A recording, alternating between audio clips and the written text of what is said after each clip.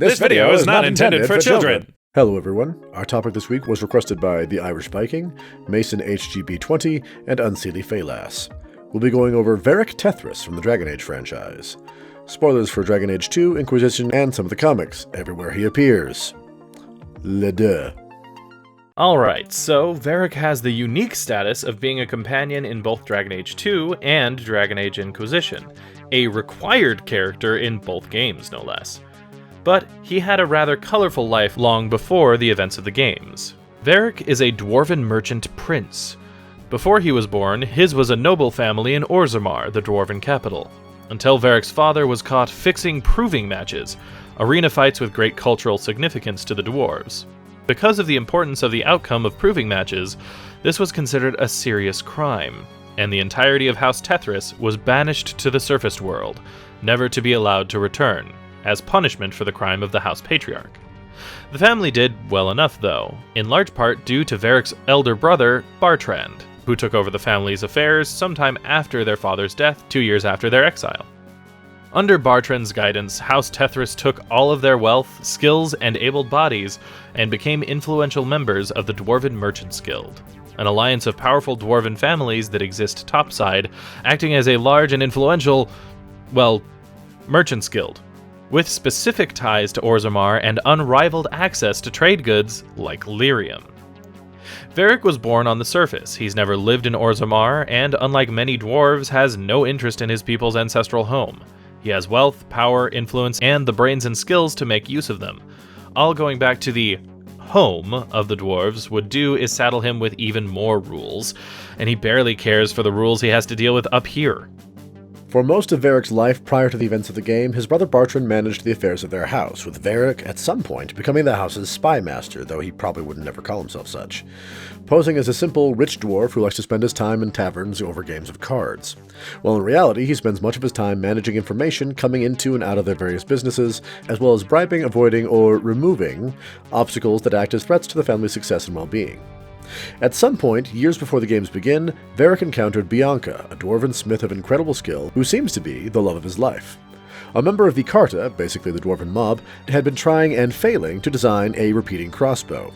Varric, with his contacts all over the place, became aware of these ongoing design failures, and bought the prototype of the 14th design. It was just as non-functional as the rest, but Varric saw potential in it and quietly sought out a skilled craftsman to see if the design could be fixed, improved, or overhauled in order to be functional. Eventually, he found Bianca. Like Varric, Bianca was an accomplished professional in her own right. She designed and produced a small number of brilliant inventions that had raised her own house, House Davry, from relative obscurity to become a powerful force in the Dwarven Merchants Guild, one with the power to rival even House Tethras.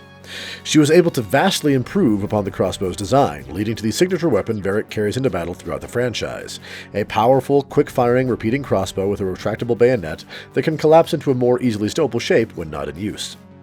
Of equal importance was the fact that they struck up a romance at some point during their work together on the crossbow. It seemed that their romance was not to be, however, despite the fact that by all accounts we have, Bianca's work was the proximate cause of her house's initial rise to prominence. She was not a leader of her family, and was given into a political marriage to the heir of another house within the Dwarven Merchants Guild. Resultantly, her house did not look kindly upon her relationship with Varric. For the record, it is inferred that Varric and Bianca's romance began before she was betrothed elsewhere, or at least before they were aware of the betrothal, but it's not entirely clear. However, for both of their continued well-beings, the two officially broke off any relations. Additionally, aware that the Carta, Merchants Guild, and others would stop at nothing to acquire the plans for a weapon such as the crossbow Bianca had forged, as such a weapon would make anyone who could mass-produce it fabulously wealthy, and flood Thedas with extremely deadly crossbows. Bianca's involvement in its creation was covered up, with Varric claiming that he'd simply swapped out a few pins after buying it and then it worked, leading most to consider the weapon the only successful attempt the original designer has ever made, with the Carta engineer being unable to replicate the success since. This is the life that Varric and Bianca have lived ever since. They ride each other relatively often, and even meet every now and again, for brief moments of stolen romance, with Varric having to dodge assassins sent by her family on any occasion where they find out about it. Despite the hardship of their relationship, the two seem to genuinely and deeply care for one another. Varric even named the crossbow after her, calling the weapon Bianca, referring to it as a she, etc. When asked about the story behind the name, his response is most often that story is the one story he will never tell. An assertion made important by the fact that Varric is something of a storyteller, with a handful of novels to his name, one of which, Hard in Hightown, not nearly as dirty as it might sound, eventually goes on to be the best-selling book in all of Thedas. Varric considers himself only good at writing tragedies, perhaps due to his own experience in life, with most of his best-selling works having a fair amount of suffering for the protagonist. It may come as little surprise, then, that the tone of Dragon Age 2 has a vaguely melancholic air throughout, as the game's story is told through the lens of Varric spinning the tale for someone else to hear. Varric comes into the story of Dragon Age 2 early on in the game, just a year after the protagonist, Hawke, makes it to Kirkwall, the city-state that acts as the primary setting for the majority of the game. Varric's brother Bartrand was preparing an expedition into the depths of the Deep Roads, the remains of ancient dwarven tunnels that honeycomb much of Thedas, most of which are now infested with monsters, as Bartrand had acquired a map to a long-forgotten dwarven settlement, which they hoped to loot for treasure, glory, fame, etc. Hawke had attempted to sign on as a hired gun, but was rebuffed by Bartrand. Varric, however, info guy that he was, had heard of Hawke's reputation and wanted the player on the expedition, so he approached Hawke afterward with a plan. Bartrand was the head of the house. Varric could not circumvent him and add someone to the team against Bartrand's will. However, Varric knew that under the right circumstances, i.e. with money, Hawke could reapproach Bartrand as an investor for the expedition rather than simply as hired muscle, and then Bartrand would take the extra resources and allow the player to join. Varric then assists the player in acquiring the money and resources to do so, eventually solidifying the player's place on the expedition. Bartrand, Varric, Hawke, and whoever else the player brings along then venture down into the Deep Roads, facing numerous challenges before finally reaching their destination. Once there, they find the Red Lyrium Idol, an old idol of some kind infused with red lyrium, a magical substance that bears the Darkspawn's taint, and has a tendency to corrupt and drive mad anyone who spends too much time in contact with it.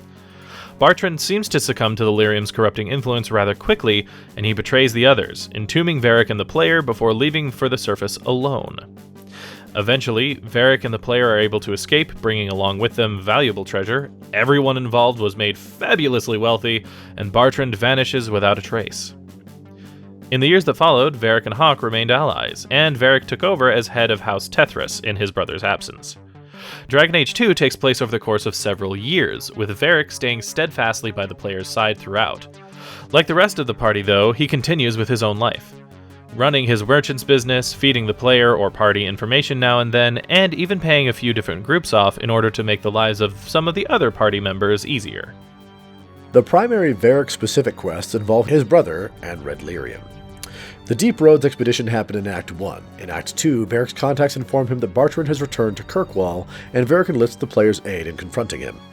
They kick in Bartrand's door, killing all the guards in their way before finally making it to Bartrand, which is when we learn that the idol had driven him mad. On one of his more lucid days sometime in the past, he'd sold it, but the voices and the song he began hearing from the idol never diminished. Bartrand eventually began feeding his guards raw, regular lyrium and torturing his servants, all in attempts to allow someone else to hear the song and the voices, but to no avail. By the time Varric and company find him, Bartrand is a complete mess, his mind broken. The player then gets to help Varric to decide whether to kill his brother or let him live, with arguments for which is kinder being fielded for both options. Whatever the results, Varric is forced to deal with the ramifications of losing his brother afterwards, and he's grateful to the player for being there. In Act 3, a few years later, Varric confesses he's been trying to sell Bartrand's estate, the very one where they captured or killed him, but he's been getting stories of the place being haunted, causing difficulties with the sale. The two investigate, only to find that a shard of red lyrium from the idol had been left in the home, ultimately causing all of the haunting phenomena. The player is then given the choice of allowing Varric to keep the lyrium, both for study and as a last reminder of his brother as he once was, or convincing the dwarf to give it up. Remarkably, considering what later games show us about red lyrium, either way, Varric ends up fine. Giving it to the player if he gets rid of it, or having Bianca make a special vault for it and having a rotating shift of experts study it in the years that followed if he gets to keep it. When everything blows up during the game's climax, Varric sticks with the player no matter what side of the conflict they choose to support. Afterward, Varric, the player, and the rest of their company eventually part ways, though Varric and Hawke stay in contact in the years that followed. He also got up to his own adventures in a series of comics taking place between Dragon Age 2 and Inquisition, wherein he rubs shoulders with kings, Qunari military leaders, and friendly magisters, all of whom joined forces to stop an evil magister using the previous king of Ferelden to gain great magical power. culminating in a trip through the Fade, the world of dreams and magic in Dragon Age, where Varric is confronted with illusions of an alternate past, where he and Bianca could have escaped and lived a happy life together. Thankfully for everyone, though, he realized it wasn't real, and helped everyone else escape their own dreams and nightmares, eventually returning to the waking world and putting an end to the evil Magister's machinations. Sometime later, Varric was captured by agents of the fledgling Inquisition and interrogated for information concerning Hawke. Varric telling Hawke's story to his interrogator is actually how we're given the story during Dragon Age 2, ending with him remorsefully lying to his interrogator and telling her he doesn't know where Hawke is or how to contact the player. Not long afterward, the events of Dragon Age Inquisition begin, and Varric actually elects to stay and help the Inquisition in its fight to restore order and sanity to the world. Once again, he proves a stalwart ally to the player, this time the Inquisitor, newly minted leader of the Inquisition. For clarification, not the woman interrogating Varric during Dragon Age 2, though she is one of the group's leaders. His personal quests all involve red lyrium, which has become much more common thanks to events in the Inquisition game, and for obvious reasons, he has serious problems with the stuff. Varric's major personal quest line actually involves Bianca in this game. She informs Varric that the location of the ancient dwarven settlement where the lyrium idol had been found in Dragon Age 2 had been located by Inquisition's Big Bad, and they were carting loads of red lyrium out of the place. But her sources had found the surface entrance they were using. The player, Varric, and Bianca all head out to kill the opposing forces in the area and lock down the entrance, cutting off that source of red lyrium. In the process, it is revealed that Bianca knew of the location where the idol had been found, thanks to correspondence with Varric over the years, and that she'd gone down there herself to study the red lyrium. But more importantly, that she'd unknowingly contacted agents of the enemy in order to gain more information on the stuff, unintentionally leading to the location being leaked to the Big Bad. However, it is only thanks to her research that the player finally learns that red lyrium is corrupted with the Blight. Prior to this quest, red lyrium was just known to be a corrupting substance. The source of that corruption had been unknown. This leads to a verbal confrontation between Bianca and Varric, with the player given the option to side with one, the other, or try to defuse it. Regardless of the decision, Bianca is revealed to clearly still care deeply for Varric, as she pulls the player aside before leaving to give you one of those, "If anything happens to him, I'm coming for you" talks. Varric also introduces Hawke and the Inquisitor to each other at some point, as the two had battled and killed the game's Big Bad once before, and it was believed Hawke's experience would be useful in killing him again. Yes, really. Eventually, the Big Bad is defeated and Varric returns home to Kirkwall, beginning restoration work on the city, as it had fallen on hard times in the wake of the subsequent disasters stemming from the events of the last two games. He had things rebuilt and began restoring trade. Eventually, Varric started running into issues in his restoration efforts because there was no official ruler of Kirkwall to legalize and sanction his various efforts. The last one had been killed during Dragon Age 2, and the nobility were all too afraid of being assassinated to fill the seat. Varric's complaints were eventually taken as campaigning for the office, and he was elected ruler of Kirkwall, almost against his will. However, he began making the most of it, and though he hated the meetings, Kirkwall began flourishing as it hadn't in many years. As the years passed, Varric continued to aid the Inquisitor when he could, considering the player and the Inquisition to be allies, and friends if you play your cards right, helping Inquisition agents both directly and indirectly in the books and comics, and even coming back to help the Inquisitor when the future of the Inquisition is called into question by nations made nervous by the Inquisition's growing power. And that's Varric, head of House Tethras and ruler of Kirkwall.